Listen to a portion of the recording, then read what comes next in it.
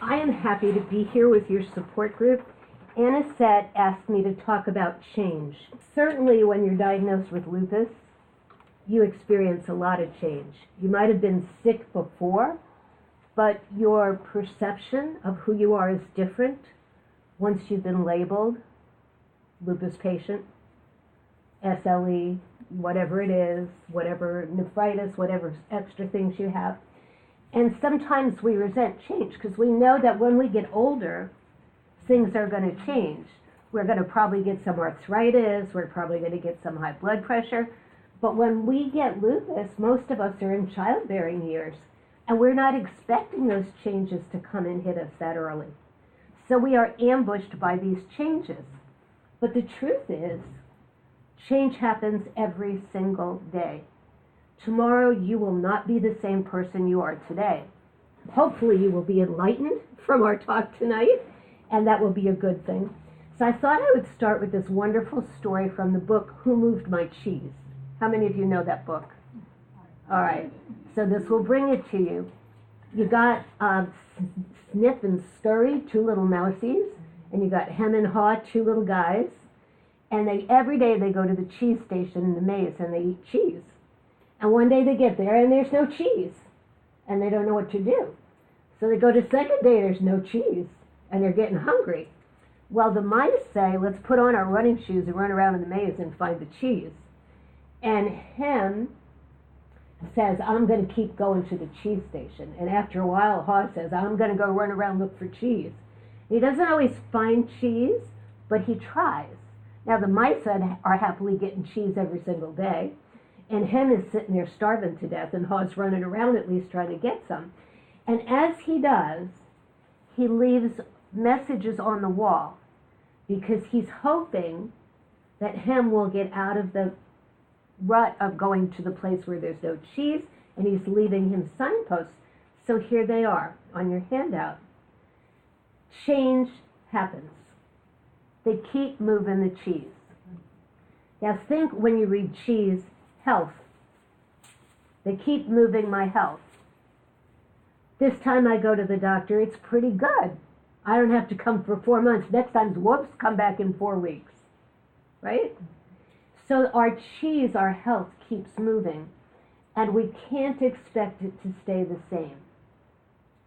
If we know that it's going to change, we are less devastated when it does. We're better able to deal with it. So you got to get ready for the cheese to move. Monitor your change. For us, I love what it says, smell the cheese often so you know when it's getting old and stinky. The way we monitor the cheese is keeping track of our symptoms. There are some great resources. Office on Women's Health has a symptom tracker online that you can print out. And did you have joint pain? On what scale? Were you nauseous? What did you have? So you're keeping track of how you are all the time. There are also apps that you can put on your phone, which I think is pretty cool as well. So when you go to your doctor and the doctor says, how are you? Well, maybe you're fine that day. You go, I'm fine. But maybe 3 days ago you were barfing your brains out. You know what I'm saying? Or you couldn't get out of bed. So you want to monitor your health, so you're the one who lives with it 24/7. And if you don't monitor your health, who is? The doctor sees you a couple times a year. I'm lucky I go every 4 months, unless I crash, which happens occasionally. Then adapt to change quickly. If you need to change your medication, we move my warfarin all over the place. You know, every time I test every 4 weeks, it should be every 2 weeks, but well, we adjust it. We move the prednisone around. We discuss and negotiate that. My platelets, red cells, and white cells went after breaking all these bones, probably from stress, and they said, whoa, let's stop the cell set for 2 weeks and then try again. So you want to monitor your change and expect it to change. Make changes, move with your cheese, move with your health challenges. Now, I can't say I enjoy the changes in my health. I don't. If I wake up and this thumb goes tick, tick, tick, I go, oh no, there's a flare coming. I mean, you have a place that you know, all of you, that you know that that thing means it's happening. So I don't enjoy it, but what I do enjoy is that I can spot it. And if I spot it, I can email my doctor, we could do something about it. Okay? So savor the adventure and enjoy the taste of new cheese. Now, if they say go on Imuran, I'm not going to enjoy the taste of that. I don't think. I'm on Salsa. Sometimes they threaten Imuran. But the new cheese are the things in my life that I would not have tried before. In my 4 years on disability, I learned how to make Tasansky. They are Ukrainian batik dyed Easter eggs. They're yellow and black and red, and you do it with wax resist. I couldn't do much else. I killed 1 million eggs in the process. But I made a couple of them, and I learned to make really nice beaded jewelry. So I couldn't work, and that was my attempt to make money somehow. But I enjoyed learning the new stuff because the holes that lupus left in my life meant I could choose what I put in those holes.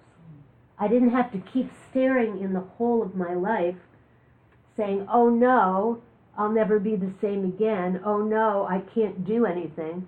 I won't say I can't exercise because I never exercised before. So that was not anything I missed. But it allowed me to make choices and put things in my life that I would not have put in there before. And it allowed me to make sure I didn't put stinky cheese in my life, and that would be destructive relationships with people who brought me down instead of built me up. If you haven't read the book, I put the titles and authors of all the books here so you can go to them. So how did I end up finding these books? After my diagnosis, it was February of 2003, I didn't get any better. I spent all my time on the couch staring, and it was a good day if I changed my pajamas every other day. Okay, that was it. I could not turn the key in the ignition. I had to go to a neighbor to ask them to open a water bottle or anything else. And I lived alone. And then I had a kidney biopsy, and then they said you have membranous lupus nephritis, and you have to go on chemotherapy. I had lost both my jobs. I had used up my pension trying to support myself waiting for disability. I was on food stamps. I had an eviction notice on my door. The county was helping me pay for my electricity in the short term. And the food stamps they only gave me for 3 months. And I thought at age 51, that's it, my life is over. And I went to bed every night praying that I would not wake up the next morning. Dear God, please let me fall asleep and not wake up. That would be the easiest way to go. But it didn't happen. And then I started thinking about how to make it happen.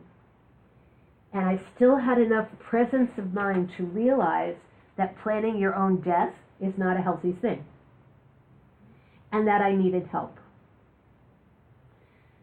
So figuring that maybe I needed medication to feel well enough to be able to talk through what was going on with me, I went to a psychiatrist. He was horrible. He looked like Lurch from the Addams Family or whatever that was on. All right? He had like this big forehead, and he never made eye contact. He was like this the whole time. And he didn't get it. And he said, you know what?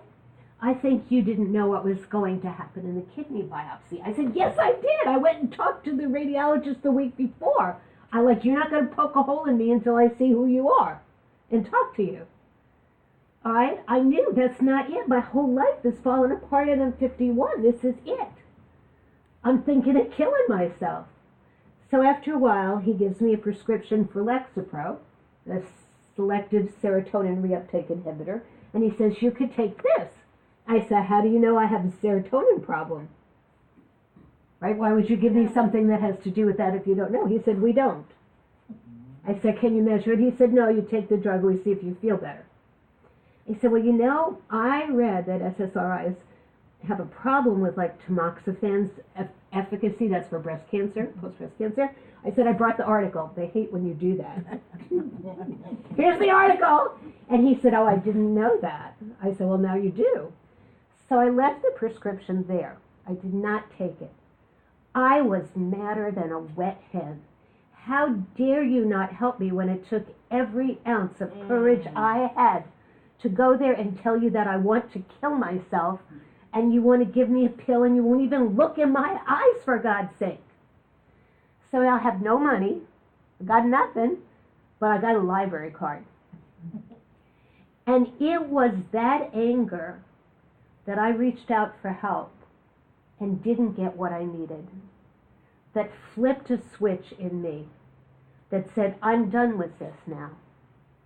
If I'm going through this, other people have gone through it. And some of them made it out on the other side, and some of them wrote books, and I have a library card. I will find the books.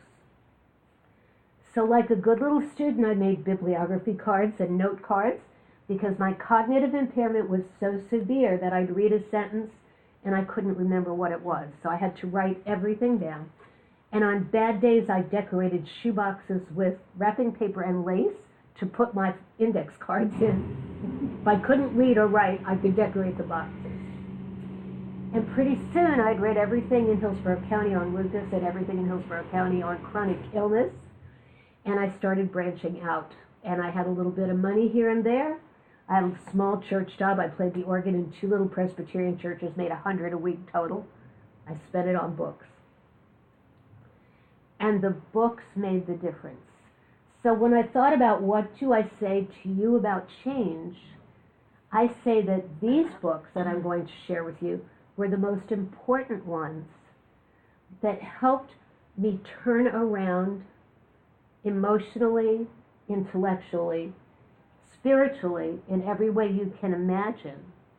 And the more that happened, the better I got. Now, does that mean I never got sick again? No, October 2016, hemoglobin of 4, pulmonary embolism. Yes, I see you raising your eye. That's really low, you know.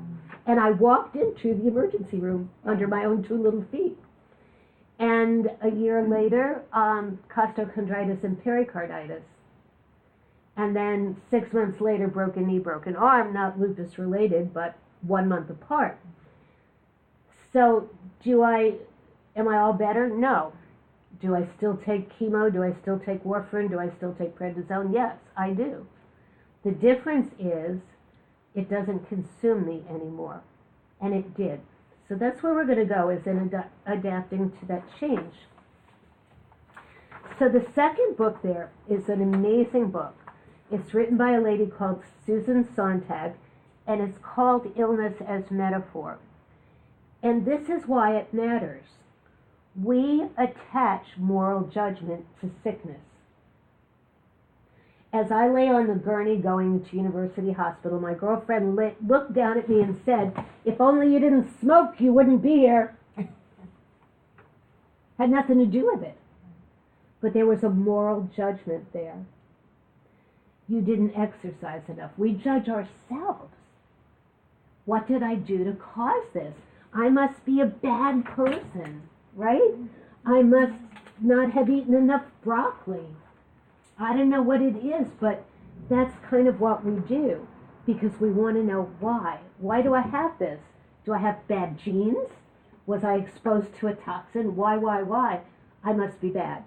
And that's what she writes about in the book. And we see that most often with HIV/AIDS, but I bet you've experienced it from people who know you, who tell you something they think you should be doing for your health to make you better, and they pass a judgment on it. So in her book, she talks about the kingdom of the well and the kingdom of the sick. And I love this quote, illness is the night side of life, a more onerous citizenship. Everyone who is born holds dual citizenship in the kingdom of the well and the kingdom of the sick. And though we all prefer to use the good passport, sooner or later each of us is obliged, at least for a spell, to identify ourselves as citizens of that other place. We know, as people with lupus, that we never get to use our passport to go back to the kingdom of the well. And that sucks. I mean, there's no other way to say it.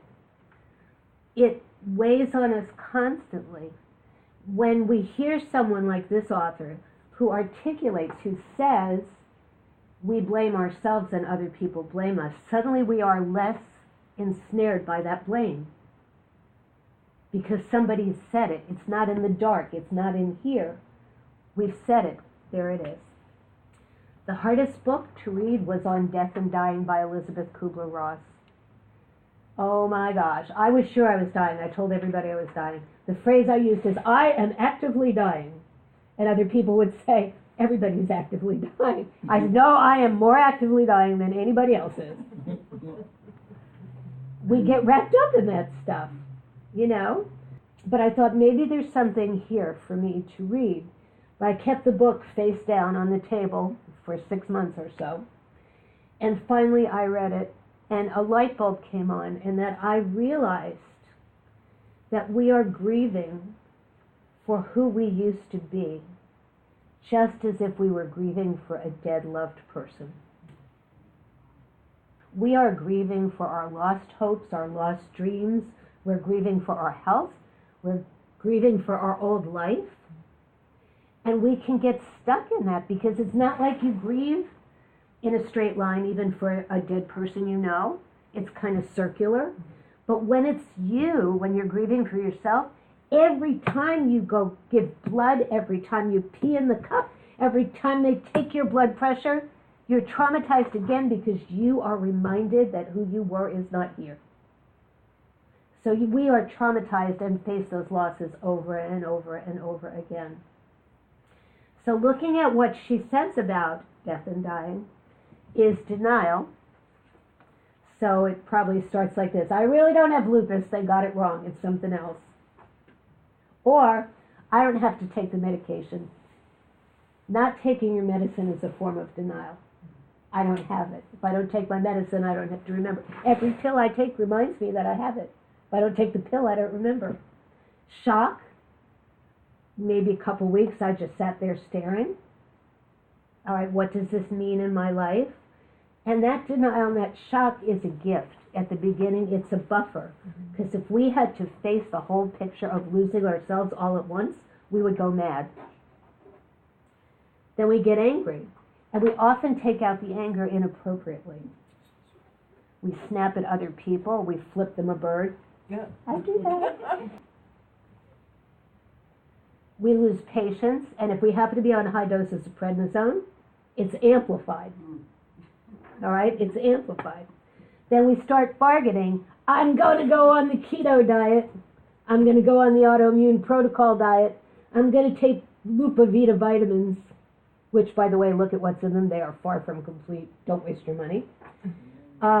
It's basically a couple B vitamins. That's it.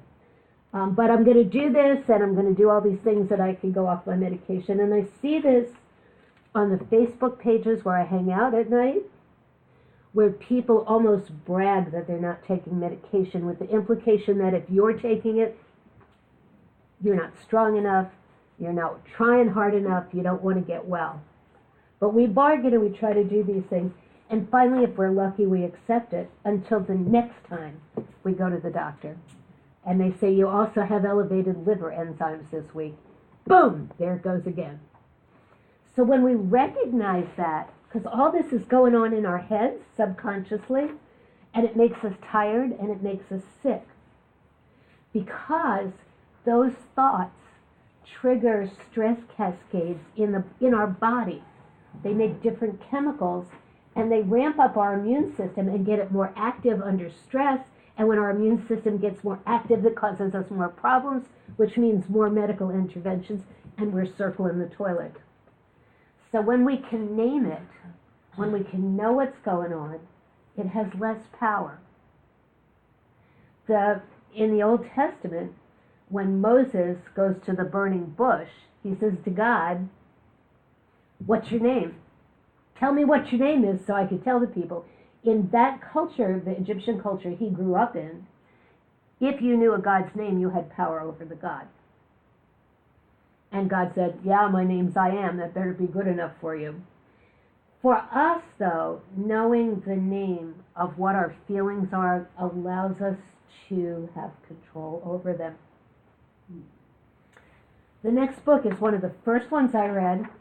Norman Cousins was a journalist. He had ankylosing spondylitis, which is an autoimmune disease of the spine. And this is in the 50s, and they did some pretty toxic, aggressive treatments, and he got sicker and sicker and sicker. Finally talked to his doctor, and he hatched a scheme which I don't recommend. He watched Marx Brothers movies. He left the hospital and got massive doses of vitamin C, and according to all accounts, he got better. I have not seen any medical proof of that, but what he did write about was the process of being a patient. It's a tiny little book. I recommend it. Now, on the other side, all right, two of them, and I brought both of these. I didn't bring all the books because would have to bring my whole bookshelf. John Roger wrote, You Can't Afford the Luxury of a Negative Thought. A book for people with any life-threatening illness, including life. Because guess what? Those people who said to me, you're actively dying, we're all actively dying, they were right. That's where we're all going. And I don't see any reason why I might not live longer than some of them. Because I get a lot more care from my doctors than they do. So there's a chance. He talks about how what we think causes what we feel. And how that as human beings, we have the ability to change what we think. We could choose it. Animals can't. They're instinctive. But I can choose to think something different. If I know that what I'm thinking is causing stress and physical changes and making me sick, I can choose a different thought. Now, is the thought, oh, I don't have lupus anymore? No. Some lady told me that. Just think positive. And I was on maybe 50 milligrams of steroids. She's lucky she has teeth. Right? Because that Pollyanna attitude just... Because I hear a judgment there.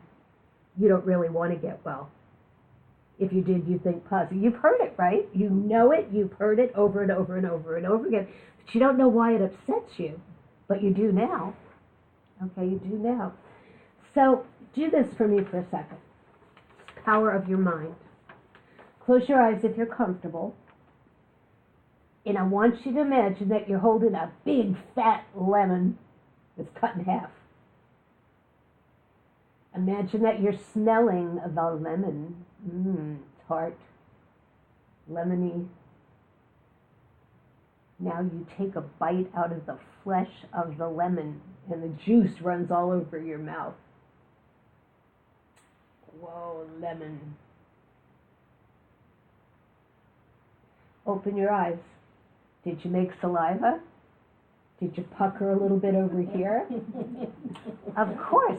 If my talking about a lemon that's not in the room could make your body do that, imagine what your mind is capable of.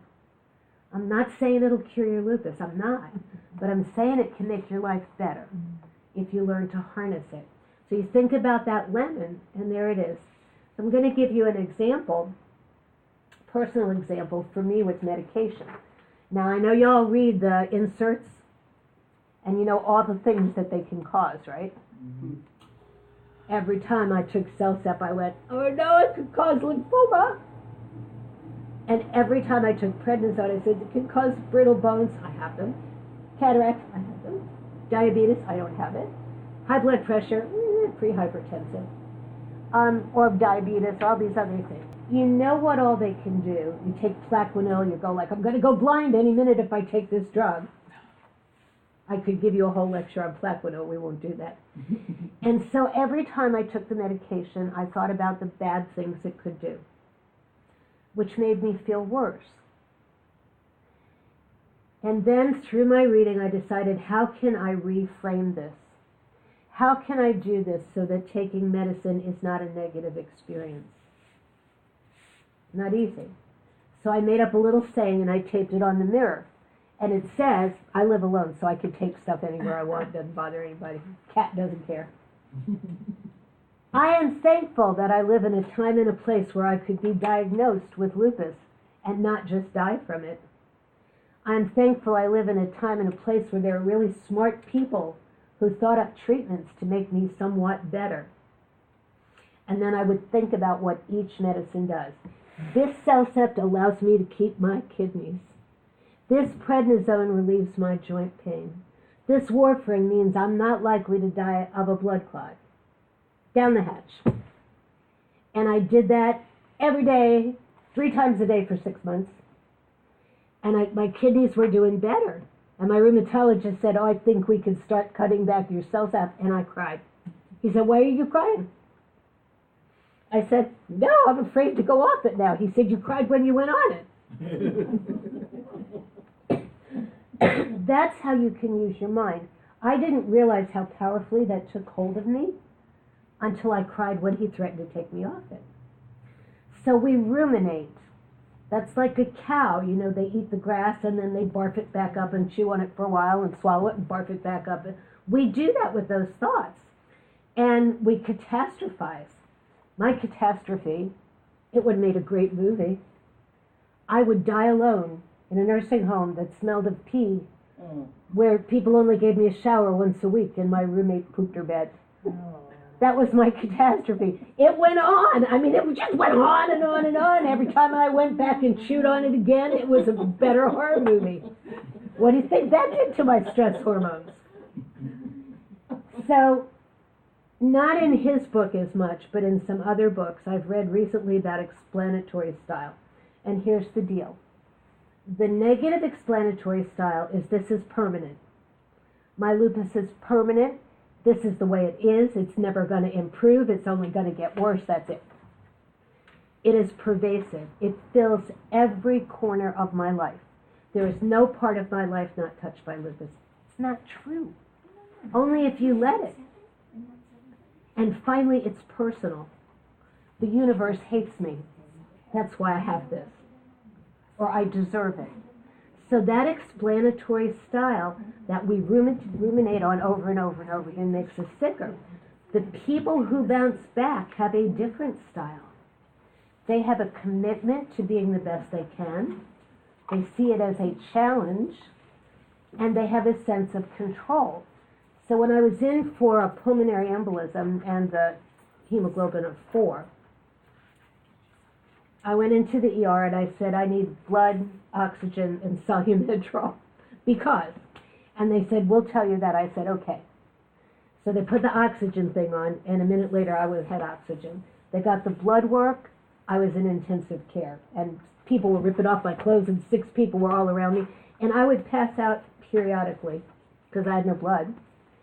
And since it was my second round of blood transfusions, for some reason it takes them a little longer to match stuff.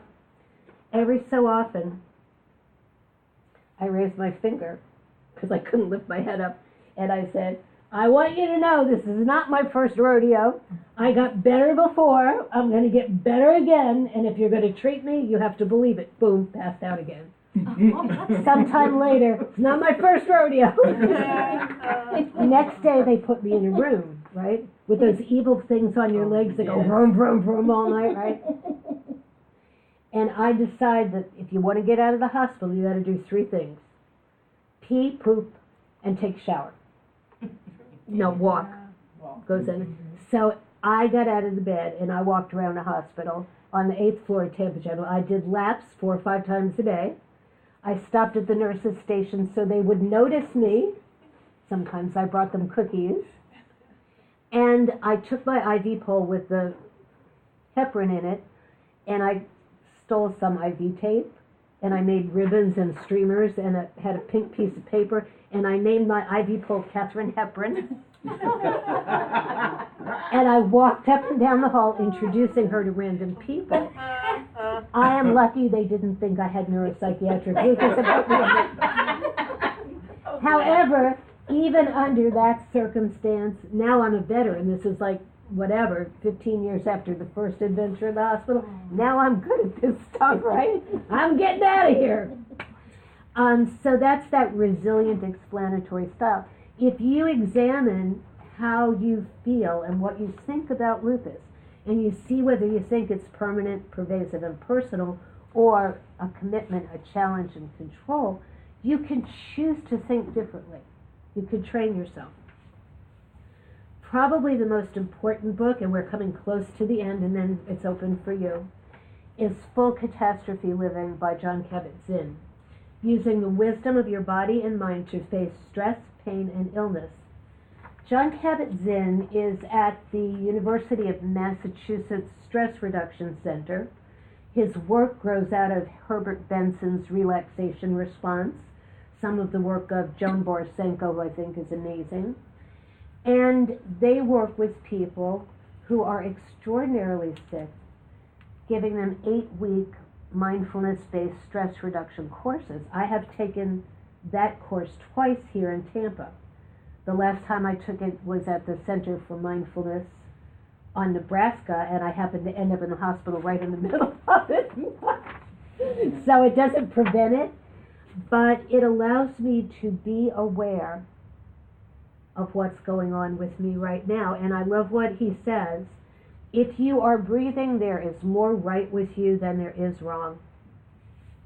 I know one lupus patient who will say, at least my eyelashes don't hurt. So I ask people, how much of you is sick today? What percentage of you is sick? It's not 100%. It might be 50% today, it might be 10% tomorrow, it might be 80% the next day, because that's how lupus is. But 100% of you is never sick. And if you're breathing, there is more right with you than there is wrong. And you can remind yourself, hang it up somewhere where you're going to see it. Put it in your phone, or I don't know, put it somewhere. That book, which I brought as well, takes you through the process of how to be mindful, which you probably see a lot of stuff about right now. I was doing this way before it was. So for example, if I say, notice the feeling of the air on your face, you probably weren't noticing that before I said it. But as soon as I made you aware of it, or you're behind in the chair, or your feet on the floor, all right, the first thing you do in this course is take 5 minutes to eat a raisin. You don't even want to know what that's like. A raisin. But you work 2.5 hours every week for 8 weeks to cultivate this sense of really being present, so that all of those ruminating thoughts about dying alone in the pissy nursing home are not taking up your present moment. But I'm here with you. I am here with you 100% right now, because that's where I need to be. And I can see that you're with me. If you go off in your head, that's okay. You're going to think, brains think. The difference is when you become aware of it, I'm thinking about, oh my God, I got to do my labs. That's what I'm thinking about. The last one, the bilirubin was a little high. They're all getting nervous, you know. It's okay. I stopped having wine at night. It'll probably be just fine. And the night I come home, I'll have a glass of wine. Probably don't listen to that. You become present, really present in your life. And all of a sudden it doesn't look so bad. Because right now, nobody put me in I'm not in the nursing home. I'm in this really nice place and it smells good, right? Right now I can turn the key in the ignition. Right now I can talk to you. That's the only thing that's real is right now. So if you let go of that other stuff, it stops making you crazy. Ellen Langer, oh my God, I love her writing. She wrote this book, Counterclockwise. She's a social psychologist. She does experiments on people, psychological experiments with her students. So the book comes from this thing. She posits that you can actually reverse the signs of aging. And she captured this bunch of decrepit old guys. And half of them she did nothing with. And the other half she shipped off to this place for a week, a lodge. And they had to act, speak, and be as if they were living during the Cuban Missile Crisis, which I remember. All the newspapers, magazines, movies, everything that was there was from them. They had to pretend. Now, when it came to get their stuff up the stairs, nobody helped them. They had to figure it out. Some of them had to open their suitcase and take a few things and a few things. At the end of a week, she measured the markers of aging that she measured at the beginning. Auditory ability, finger length, flexibility, cognitive ability, and the guys who went back to the 1950s had a decline, every one of them, in the markers of aging. That's what your mind can help you do. Does that mean they're going to live longer? No. But their fingers were longer again, and they could hear better. Is that not amazing? She did another one in a nursing home, and they put plants in the bedrooms of nursing home people's rooms. And half of the people were told, this is your plant, you take care of it. And the other people, the plant just appeared. And they didn't take care of them, the staff did. And the same people with the plants also got some choices in their activities. You could watch a movie or you could do this. Whereas other people were just told it's movie time, right? And at the end of a year, the people who took care of the plants lived, more of them lived than the other people. There was a huge disparity in how many people died. The people who had no choices died. Not all of them, but a lot of them. So we have that power to choose. And that impacts who we are. She says, if one dog could yodel, maybe every dog can yodel. And I want to say, if one lupus patient can do better, most of us can. My friend Amanda Pratt, she's been in the Peace Corps, AmeriCorps. She has tattoos all over. She's a licensed clinical social worker. She's got endometriosis, lupus, and fibromyalgia. She's a regular blogger on the blog The Mighty, which I highly recommend you read their lupus blog. It's amazing.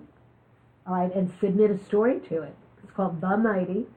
Like me, she speaks. We speak together sometimes. She was a school social worker and she had to stop. And now her entire practice is devoted to people with chronic illness. She's in St. Pete. She's also a visual artist and a photographer. And she and I laugh because we communicate a lot because we go through the same cycles. You know, she's creating these resin tables and taking pictures, and next thing you know, I've been in bed for 7 days. You know, we do that. Henri Nouwen is a spiritual writer. And regardless of where you are with your spirituality has something to say. And that is, we have to have open hands. If I am like this all the time, clench your fists with me. If I am like this all the time, I know it's hard. I'm watching her go, yeah, clench your fist. You clench your fist. I'm not clenching my fist. If our hands are always locked closed, they're unable to receive other good things. He says that prayer is having your hands open to receive. And so when we hold on to our old life and who we were like this, to open our hands to create a new life. So I lost all that stuff. You know, I went into abject poverty yet again in my life. That wasn't the first time. It was probably the worst. Now it's 67. I only put things in my life that I want there. That's all. I still work because I don't like being hungry, and it's hard to live on Social Security and my meager church pension. I like to be able to take my grandkids places and stuff, so I work, and I like my work very much. But I quit a job where I was very unhappy in a fit of prednisone-induced psychosis. Best thing I ever did. I just said, I'm not coming back, goodbye. Didn't answer the phone, didn't do anything. I got an email that said, turn in your keys. I got up off the couch. I was very sick at the time. I got up off the couch. I picked up the keys and I went, expletive deleted, and dropped the keys in the garbage and said, you're gone. Never responded again. So I get to choose. I'm doing a church job on the weekends that I absolutely love, and they're probably going to offer it to me permanently. Do I really need to be doing that much? Maybe not. I've published 2 books, numerous articles. I did Toastmasters for several years. I'm launching a podcast, a YouTube channel, I have a blog, and I do a lupus newsletter, and I think I do something else that I can't remember. So, if you, at the bottom here is my website, all right? If you want to email me, see the stuff that I'm doing, whatever it is, everything is there. I typically play with the website late at night and forget to save things and to do it again the next day. But you can subscribe to my newsletter there as well, which is a lupus newsletter. It's specific to lupus. And I list current research and developments and things like this weekend. ALR is in D.C. doing advocacy for the Department of Defense bill and a couple other things for funding. So you'll find, and it has an unsubscribe, so if you decide I'm up a tree, you just click unsubscribe and they know no more of them come. They don't come with any rhyme or reason, they come when I write one. I tried to do it every week, but I also have a life sometimes. And I'd love to hear from you, I love to get mail. I would love to come back again and give you practical things. What I want to leave you with is this. I gave you lots of stuff about change and what goes on in your head, but I didn't tell you how to deal with it.